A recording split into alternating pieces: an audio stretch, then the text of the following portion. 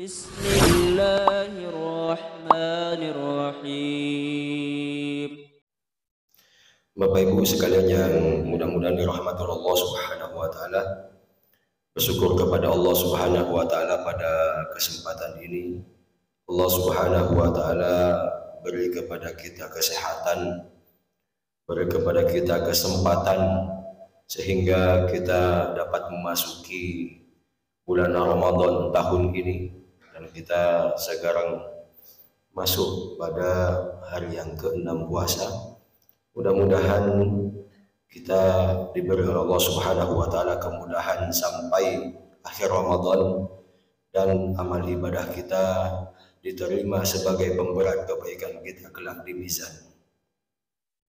Selanjutnya salawat serta salam semoga selalu tercurahkan pada Nabi Muhammad SAW, pada keluarganya, sahabatnya, dan seseorang yang senantiasa selalu mengikuti sunnahnya hingga akhir zaman. Bapak Ibu sekalian yang mudah-mudahan dirahmati Allah Subhanahu wa taala, sudah menjadi kelaziman ketika ada perlombaan pasti ada hadiah, dan semakin perlombaan itu menantang, hadiahnya pasti besar. Allah Subhanahu wa taala memerintahkan kita kaum muslimin atau sebenarnya manusia secara keseluruhan di muka bumi ini untuk berlomba-lomba dalam kebaikan. Firman Allah Subhanahu wa taala dalam surah Al-Maidah ayat 48, fastabiqul khairat, berlomba-lombalah kalian dalam kebaikan. Dan Allah Subhanahu wa taala sebutkan apa hadiah atau balasan bagi orang yang melaksanakan kebaikan atau amal soleh. Tidak satu ayat, tidak satu surah, di banyak ayat, di banyak surat Allah Subhanahu wa taala mengulang-ulang apa hadiah yang akan diberikan kepada orang yang beramal soleh. Innalladzina amanu wa amilus solihati dan sebagainya. Kata Allah Subhanahu wa taala, balasannya adalah jannah, surga. Allah Subhanahu wa taala kadang beri sifat surga itu sebagai gambaran bagi kita, meskipun sebenarnya kita tidak bisa membayangkan. Kita tidak bisa membayangkan berapa nilai surga. Kita tidak bisa membayangkan betapa indahnya surga itu. Tidak bisa. Akal kita manusia memang didesain oleh Allah Subhanahu wa taala tidak sampai ke situ.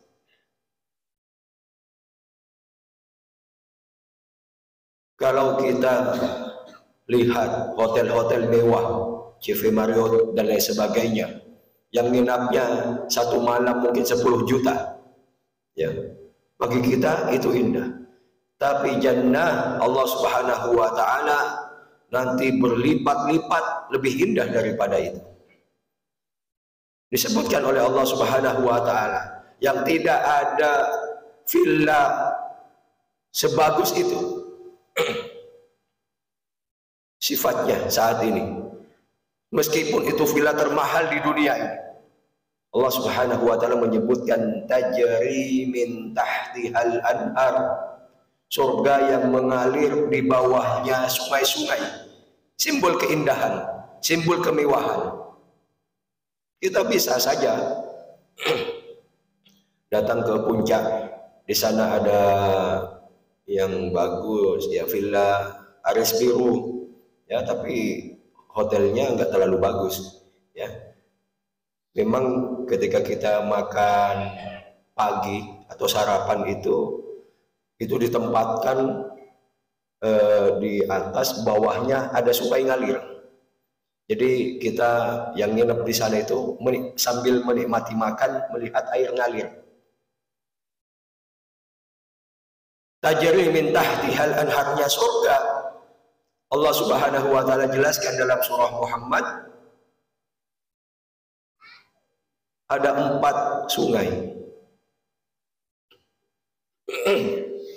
Ada 4 sungai. Sungai air, kemudian ada sungai susu, ada sungai khamar, ada sungai madu. Enggak ada sampai saat ini. Villa sebagus itu sifatnya enggak ada. Kemudian kadang Allah Subhanahu wa taala menyebutkan sifat-sifat khusus bagi amalan khusus. Contoh orang yang berpuasa. Kata Allah Subhanahu wa taala, "Inna fil jannati baban yuqalu lahu Rayyan." Di surga itu ada satu pintu namanya Rayyan, la yadkhulu fiha illa shaimun.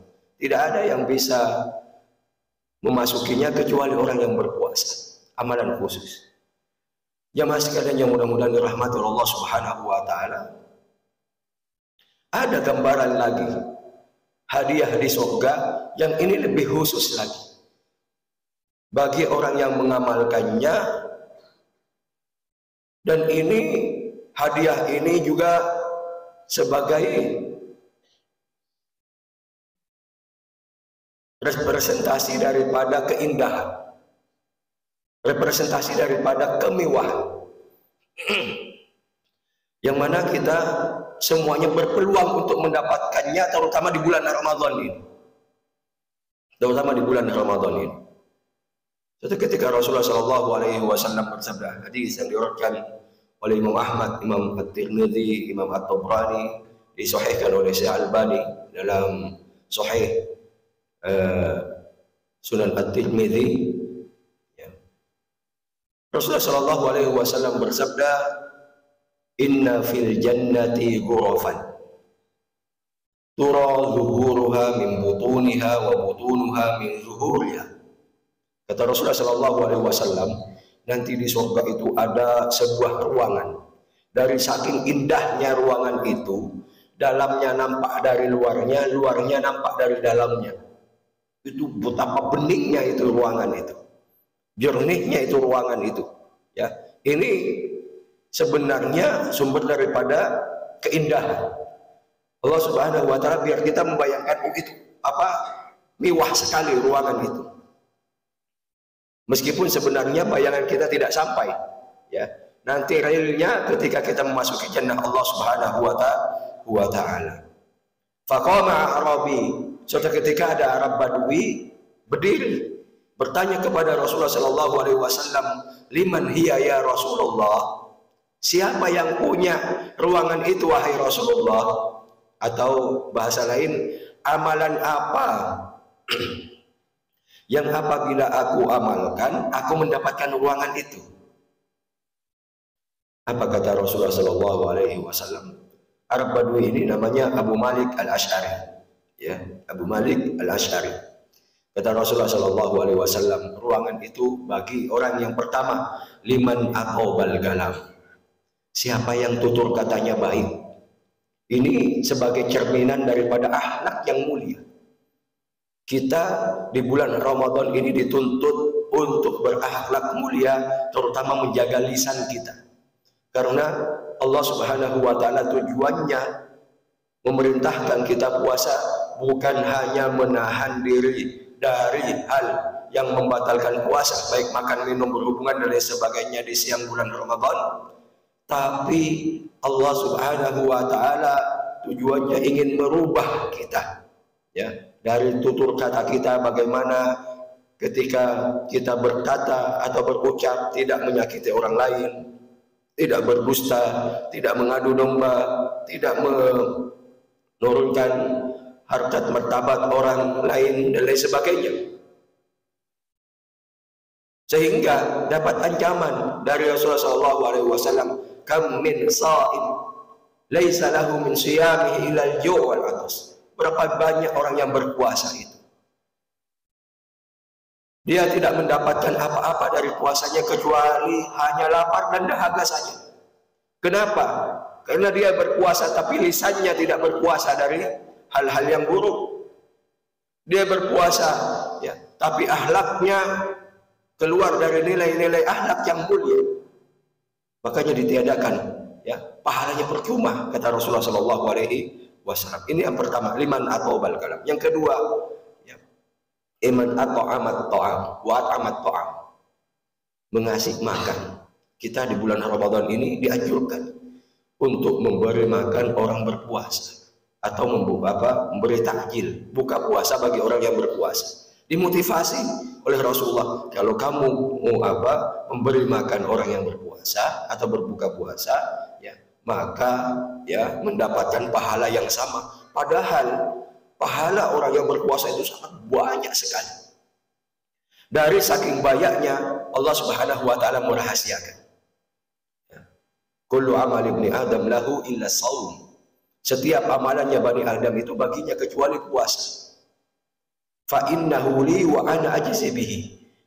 Pahala puasa itu untukku, kata Allah Subhanahu wa taala. Akulah nanti yang akan memberikannya. Sebagai apa? Kata para ulama, dari saking besarnya pahala puasa itu, ya, Allah Subhanahu wa taala nanti akan memberikan sebagai kejutan bagi kita. Kejutan bagi Allah, ternyata besar pahalanya. Itu kita sendiri saja yang berpuasa seperti itu. Apalagi kita mendapatkan pahala orang lain. Satu orang kita punya, kita dapat kalikan ya satu. Satu orang berarti ditambah lagi 3. Ya. Tambah satu orang lagi 4. Ya. Satu saja pahalanya banyak, apalagi ya, apalagi kita memberi buka puasa ya lebih daripada satu. Jemaah sekalian yang mudah-mudahan dirahmati Allah Subhanahu wa taala. Allah Subhanahu wa taala memuji orang-orang yang dermawan di dalam Al-Qur'an dan As-Sunnah. Dan Allah Subhanahu wa taala mencela orang yang tidak mau kasih makan. Coba perhatikan di dalam Al-Qur'an. Qarun dicela karena tidak mau berinfak. Dinasihati enggak mau. Kemudian ashabul jannah dalam surah Al-Qalam, ya. Dalam surah Al-Qalam, ashabul jannah itu sebenarnya bapaknya orang yang soleh. Dulu ketika musim panen, ya, ketika dia punya kebun, ya, ketika musim panen diajaklah orang-orang miskin itu untuk menikmati hasil panennya. Namun ketika bapaknya ini meninggal, ya, diwarisilah oleh anak-anaknya, ya, yang diceritakan oleh Allah anak-anaknya ini namanya ashabul jannah. Inna balawnahum kama balawna ashabal jannah idza qasamu la yaslimunnaha musbihin dalam surah Al-Qalam kan.